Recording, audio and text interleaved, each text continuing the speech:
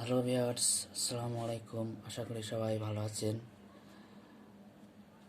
আজকে আমরা শুরু করব গত ভিডিওর পরবর্তী অংশ। তো চলুন শুরু করা যাক। বাটি সাধু ভাষার চলিত রূপ কোনটি? বাড়ি। যাইলাম সাধু ভাষার চলিত রূপ কোনটি? গেলাম। ন্যায় ন্যায় সাধু ভাষার চলিত রূপ কোনটি? মন, মতো বা মতো। বরঞ্চ ও বরং যথাক্রমে কোন সাধু ভাষার শব্দ? কোন ভাষার শব্দ? সাধু ও চলিত। কদাচ শব্দটির সৃষ্ট চলিত রূপ কোনটি? কখনো। অদ্যাপি বা অদ্যাবধি শব্দের সৃষ্ট চলিত রূপ কোনটি? আজও। প্রায়শ ও অধিকন্তু শব্দ দুটির সৃষ্ট চলিত রূপ? প্রায় ও প্রায়শ শব্দ দুটির সৃষ্ট চলিত রূপ প্রায় ও আরও। সাধু ও চলিত ভাষার ত্রুটিপূর্ণ মিশ্রণকে বলা হয় গুরুচণ্ডালী দোষ। সতিশয় শব্দটির সৃষ্ট চলিত রূপ কোনটি? অত্যন্ত। সতিশয় শব্দটির সৃষ্ট চলিত রূপ হচ্ছে অত্যন্ত। কোনটি সাধুরীতির অব্যয়? অপেক্ষা। যে শব্দটি ভাষার কোন রীতির অব্যয়? চলিত রীতির। জন্য ও জন্যে শব্দ দুটি ভাষার যথাক্রমে ভাষার কোন রীতির অব্যয়? সাধু ও চলিত। জন্য ও জন্যে শব্দ দুটি যথাক্রমে ভাষার কোন রীতির অব্যয়? এটা হচ্ছে সাধু ও চলিত। তিনি সর্বনাম পদটি ভাষার কোন রূপ? তিনি সর্বনাম পদটি হচ্ছে ভাষার সাধুরূপ। লিখা লিখা ক্রিয়াপদটি ভাষার কোন রূপের উদাহরণ? লেখা ক্রিয়াপদটি হচ্ছে ভাষার সাধু রূপের উদাহরণ। বাংলার নিজস্ব অব্যয়পদ না, বা, আচ্ছা, মতন, সি, দূর, দুত্তর প্রভৃতি কোন ভাষায় ব্যবহৃত হয়? এগুলো হচ্ছে ব্যবহৃত হয় চলিত ভাষায়। বন্য বিশেষণ শব্দটির চলিত রূপ কোনটি? বন্য বিশেষণ শব্দটির পদটির চলিত রূপ হচ্ছে বুনো। বন্য বিশেষণ পদটির চলিত রূপ বুনো। বাংলা ভাষার শব্দভাণ্ডারকে পণ্ডিতগণ কয় ভাগে ভাগ করেছেন? বাংলা ভাষার শব্দভাণ্ডারকে পণ্ডিতগণ ভাগ করেছেন 5 ভাগে। বাংলা ভাষার প্রাচীন যুগের স্থিতিকাল। বাংলা ভাষার আমরা জানি যে বাংলা ভাষার যুগকে 3টি ভাগে ভাগ করা যায়। এটা হচ্ছে প্রাচীন, মধ্য এবং আধুনিক।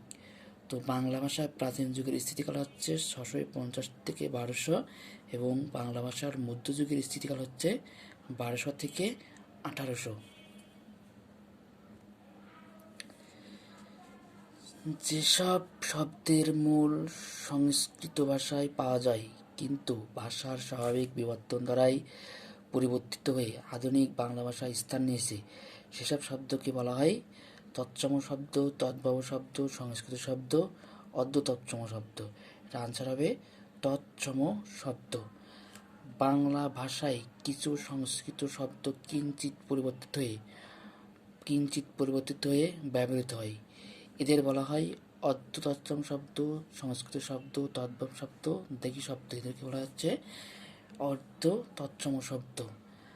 অনার্য জাতির ব্যবহৃত শব্দকে কি বলা হয়? অনার্য জাতির ব্যবহৃত শব্দকে বলা হয় দেশি শব্দ, বিদেশি শব্দ, তৎসম শব্দ, সংস্কৃত শব্দ। তবে অনার্য জাতির ব্যবহৃত শব্দকে বলা হয় দেশি শব্দ।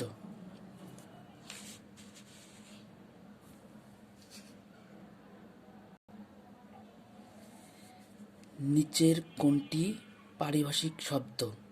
সংস্কৃত, অর্ধ তৎসম, তৎসম, দেশি শব্দ। এখানে পারিভাষিক শব্দ হচ্ছে তৎসম। তৎসম অর্থ কি? তৎসম অর্থে তার সমান, তার হতে উদ্ভব, তার হতে উৎপন্ন কোনটি নয়। এখানে তৎসম শব্দের অর্থ হচ্ছে তার সমান। কোন শব্দগুলোকে খাঁটি বাংলা শব্দ বলা হয়? কোন শব্দগুলোকে খাঁটি বাংলা শব্দ বলা হয়? অপশান হচ্ছে তদ্ভব শব্দ, সংস্কৃত শব্দ, দেশি শব্দ, বিদেশি শব্দ। অবশ্যই আমাদের আনসার কিন্তু তদ্ভব শব্দ। কোন শব্দগুলিকে খাঁটি বাংলা শব্দ বলা হয়?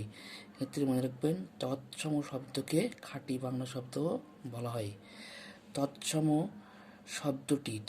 শব্দটি সংস্কৃত, আরবি, হিন্দি না বাংলা? তৎসম শব্দটি হচ্ছে একটি সংস্কৃত শব্দ। শ্রাদ্ধ কোন ধরনের শব্দ? শ্রাদ্ধ হচ্ছে তৎসম, দেশি, অর্ধতৎসম, তৎসম। এখানে হচ্ছে তোমার শ্রাদ্ধ হচ্ছে অর্ধ তৎসম শব্দ। শ্রাদ্ধ হচ্ছে অর্ধ তৎসম শব্দ। নিচের কোনটি তদ্ভব শব্দ? চামার, গৃহিণী, কুৎসিত এবং বৈষ্ণব। এখানে তদ্ভব শব্দ হচ্ছে চামার। ডিঙ্গা বা ডিঙা শব্দটি কোন শব্দ? দেশি, তৎসম, সংস্কৃত না বিদেশি? এখানে ডিঙা শব্দটি অবশ্যই দেশি শব্দ। ইউনিয়ন শব্দটি কোন ধরনের শব্দ? ইউনিয়ন শব্দটি ইংরেজি, বাংলা, ফার্সি এবং দেশি। ইউনিয়ন শব্দটি অবশ্যই একটি ইংরেজি শব্দ। পাউরুটি কোন ধরনের শব্দ? পাউরুটি পর্তুগিজ, ফার্সি, হিন্দি কোনটি নয়? পাউরুটি অবশ্যই আমরা জানি পাউরুটি একটি পর্তুগিজ শব্দ। বাংলা ভাষার প্রধান ধারা কোনটি? পদাবলী, কীর্তন, বাউল গান না বৈষ্ণব গান? বাংলা ভাষার প্রধান ধারা হচ্ছে পদাবলী। বিদেশিরা বাংলা ভাষার কোন গুণে মুগ্ধ হন? বিদেশিরা বাংলা ভাষার শব্দ সম্ভারে, প্রকাশভঙ্গি, উচ্চারণ ও ধ্বনি মাধুর্যে। মনে রাখতে হবে যে বিদেশিরা বাংলা ভাষার ধ্বনি মাধুর্যে মুগ্ধ হন। সাধু ভাষায় কোন শব্দের প্রাধান্য বেশি? অবশ্যই আমরা জানি যে সাধু ভাষা হচ্ছে দেশি শব্দের প্রাধান্য অনেক বেশি। ধ্বনি যখন শব্দ পদের এবং শব্দ বা পদ যখন বাক্যে প্রযুক্ত হয়ে একটি ভাবের দ্যোতনা করে, তখন এর সম্মিলিত রূপকে কি বলা হয়? ধ্বনি যখন শব্দ ও পদের এবং শব্দ বা পদ যখন বাক্যে প্রযুক্ত হয়ে একটি ভাবের দ্যোতনা করে, তখন তাকে বলা হয় একটি ভাষা বলা হয়। ধ্বনি যখন শব্দ, পদের এবং শব্দ বা পদ যখন বাক্যে প্রযুক্ত হয়ে একটি ভাবের দ্যোতনা করে, তখন তার সম্মিলিত রূপকে অবশ্যই বলা হয় ভাষা। বানাননিষ্ঠ ভাষা কোনটি? বানাননিষ্ঠ ভাষা হচ্ছে সাধু ভাষা।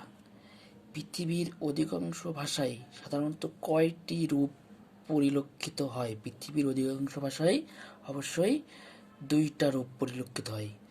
সাধুরীতির শব্দ কোনটি? অর্থাৎ নিচের কোনটি সাধুরীতির শব্দ? সাধুরীতির শব্দ হচ্ছে গ্রহ। চলিত ভাষার জন্ম কোন অঞ্চলের ভাষাকে কেন্দ্র করে? চলিত ভাষার জন্ম হচ্ছে কলকাতা ভাষাকে কেন্দ্র করে। বাংলা ভাষার সাধু ও চলিত রীতির মধ্যে তুলনামূলক গবেষণা করেন কে? অবশ্যই মনে রাখতে হবে, বাংলা ভাষার সাধু ও চলিত রূপের মধ্যে তুলনামূলক গবেষণা করেন রাজা রামমোহন রায়। চলিত রীতির প্রতিষ্ঠায় কোন পত্রিকার নাম স্মরণীয়?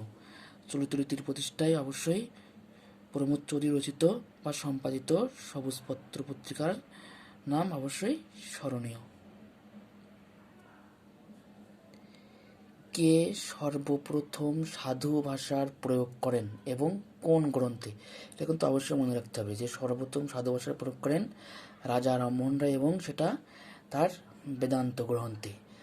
তো বন্ধুরা, আজকের ভিডিও এ পর্যন্তই।